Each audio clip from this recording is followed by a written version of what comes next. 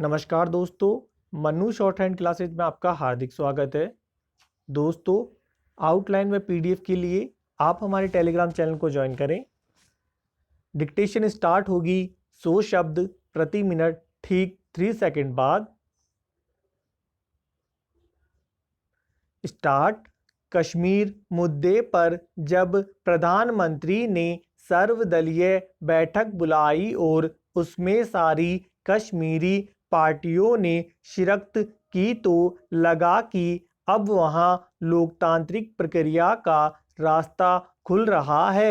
उसमें सारे राजनीतिक दलों ने अपनी बातें रखी। केंद्र ने भी उन्हें भरोसा दिलाया कि जनता के हित में जो कुछ हो सकता है वह करेगा। उस बैठक में असल मुद्दा विधानसभा क्षेत्रों का परिसीमन और फिर चुनाव कराना था। उसके बाद ही लगभग 1 साल से रुके परिसीमन आयोग के काम को आगे बढ़ाने की शुरुआत हुई है। आयोग के सदस्य घाटी के दौरे पर हैं, मगर पीपुल्स डेमोक्रेटिक पार्टी यानी पीडीपी ने आयोग के साथ बैठक में हिस्सा लेने से इनकार कर दिया है। बाकी दलों ने अपने नुमाइंदे तय कर दिए हैं। पीडीपी की इस अचानक पलटी से परिसीमन के कामकाज में फिर से रुकावट आने के स्वाभाविक कयास लगाए जाने लगे हैं। हालांकि पीडीपी का यह रुख नया नहीं है। प्रधानमंत्री के साथ बैठक में शामिल होने आने से पहले भी इसकी मुखिया महबूबा मुफ्ती ने राज्य का दर्जा अनुच्छेद 370 और धारा 35(1) की बहाली का मुद्दा उठाया था।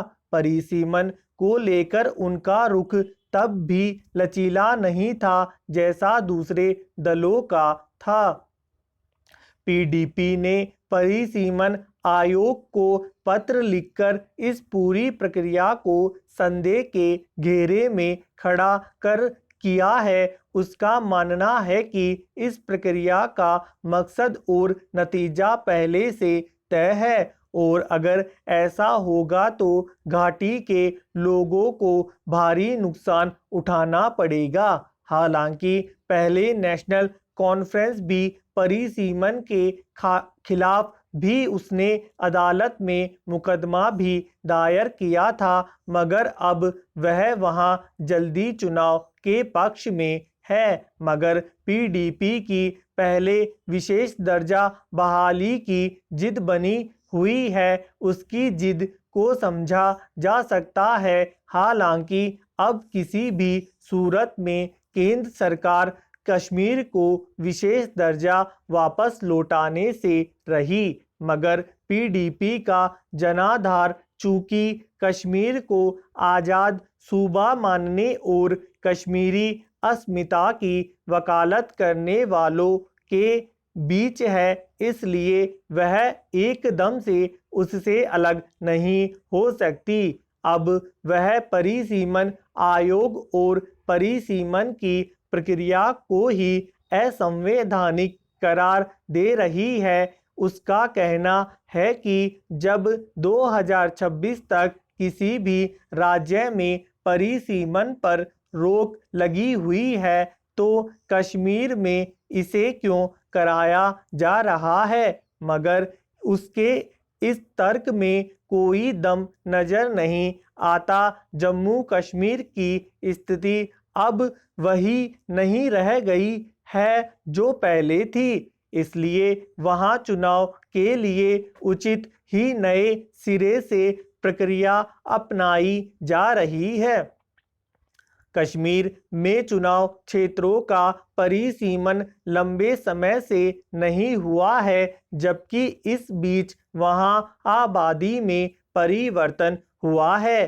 फिर जम्मू और कश्मीर में क्षेत्रों की सीमाओं को लेकर विवाद भी उठते रहे हैं। जम्मू क्षेत्र की शिकायत रही है कि उसे कम विधानसभा सीटें मिली है उसे भी बराबर सीटें मिलनी चाहिए। नया परिसीमन होने से तमाम शिकायतें दूर करने में मदद मिल सकती है, मगर पीडीपी को लगता है कि केंद्र सरकार अपनी पार्टी के समीकरणों को ध्यान में रखकर विधानसभा क्षेत्रों की चौहदी तय करना चाहती है, मगर उसके इस विरोध का परिसीमन पर शायद ही कोई असर पड़े। जब उसे छोड़कर सूबे के सारे सियासी दल आयोग का सहयोग कर रहे हैं तो परिसीमन रोकने का कोई आधार नहीं बनता। लोकतांत्रिक प्रक्रिया की बहाली का इस तरह विरोध करके पीडीपी अपना ही नुकसान करेगी। धन्यवाद। दोस्तों, लाइक और शेयर जरूर करें।